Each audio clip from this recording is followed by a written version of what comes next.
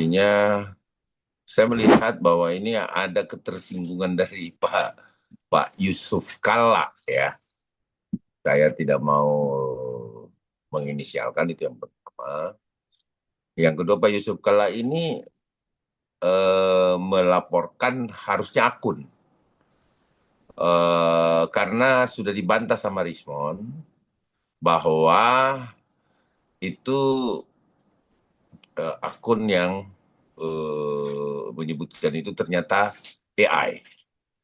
Saya juga melihat AI tersebut, kalau misalkan itu AI ya, dari beberapa media sosial. Tapi ketika ini dilaporkan, apakah benar ini saudara Rismon yang berbicara seperti itu yang harus didalami. Akun ini harus diungkap, harus dikejar. Di sini berarti ada yang mencoba bermain di air keruh, dikarenakan adanya restoratif justice Rismon Sianipar. Sehingga justru ini menyeret nama-nama besar di sini.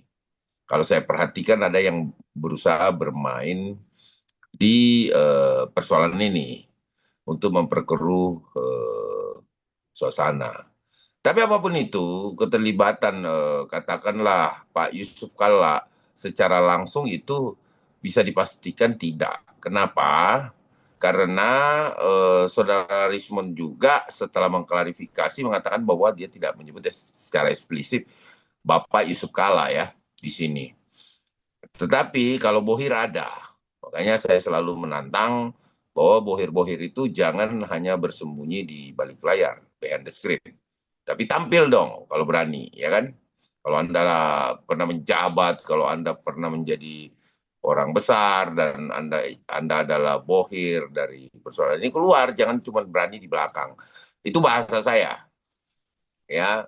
Jadi tetapi Rismon menyampaikan bahwa ada, tetapi tidak eksplisit. Nah, ini yang harus diungkap siapa dalang dari AI tersebut. Yang membuat akunnya, kemudian yang membuat AI-nya, ya.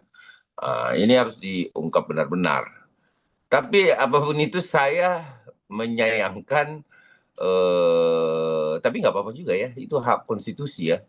Namanya nama baiknya dicemarkan katanya kan, dan lain-lain sebagainya. Pak Yusuf kalau melakukan hak konstitusional, ya itu haknya beliau kan, hak hukumnya kan, untuk melakukan pembelaan diri bahwa apa yang dituduhkan tidak benar, ya kan. Nah ini harus diungkap, dikejar nih, siapa pembuat akun AI itu dikejar. Nah yang saya harus bela di sini adalah beberapa teman-teman YouTuber atau podcaster yang dipersoalkan. Kenapa saya bilang begitu? Ini kan masih jauh sekali nih. Harusnya diungkap dulu siapa yang mengedarkan video tersebut. Itu dulu diungkap. Karena dari adanya eh, apa orang yang memfitnah duluan ya di dalam video itu yang membuat AI itu, ya inilah yang harus dilaporkan sebenarnya, bukan teman-teman yang menanggapi eh, AI tersebut. Karena kenapa? Karena informasinya jelas bahwa acuannya adalah AI itu. Karena ada wajah Rismon di situ, ada Bang Rismon wajahnya ya.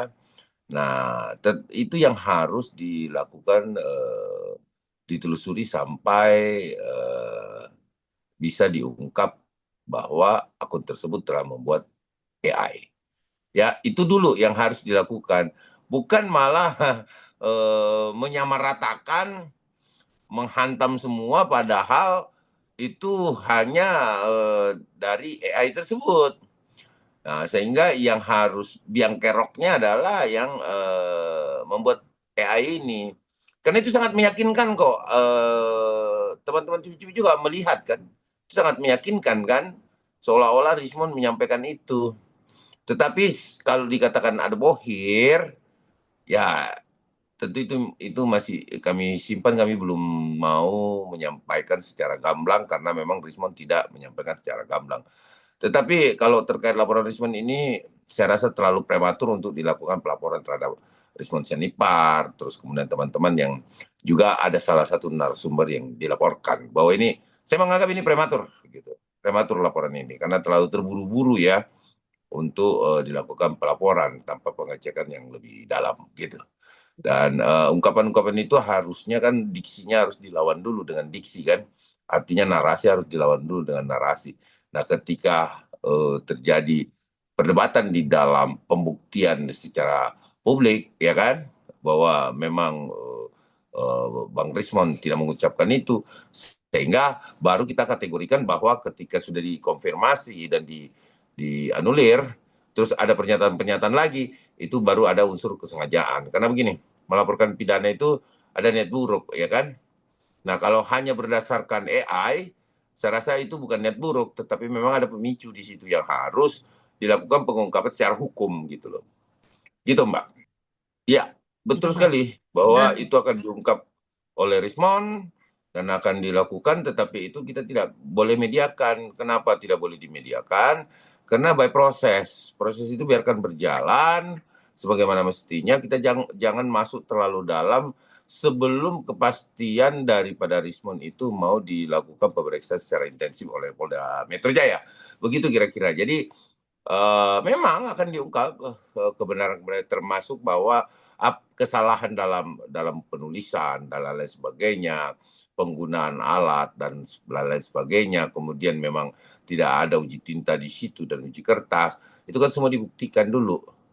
Nah, bahwa ketika saudara Rismon Sianipar yang sekarang sahabat saya, teman saya yang lagi dilaporkan oleh JK ya, atau Pak Yusuf Kala ya, membuat gaduh, tetapi saya rasa ini masih jauh sekali prosesnya ya.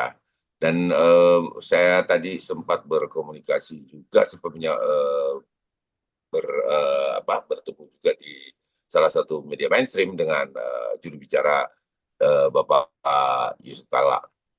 Sampai saat ini kami belum mau mengeluarkan nama-nama yang memang yang ada di balik jasa asli Pak Jokowi ini yang dikatakan palsu. Bahwa Bang Rismo masih itu merupakan kejutan. Nah, kalau saya ungkapkan di sini bukan kejutan dong namanya. Gimana? Iya dong, kan kejutan-kejutannya banyak termasuk di mana kelemahan-kelemahan yang nanti akan diungkap di peradilan, termasuk saksi-saksi kunci yang akan ditampilkan, gitu loh. Jadi kalau Anda bertanya bahwa kemudian, Bang, apa sih siapa sih yang menjadi di belakang behind the screen-nya? Ya itu namanya bukan kejutan kalau saya yang ucapkan, kan begitu? jadi jangan lupa untuk subscribe Cumi Cumi. Ditekan ya tombol lonceng merahnya.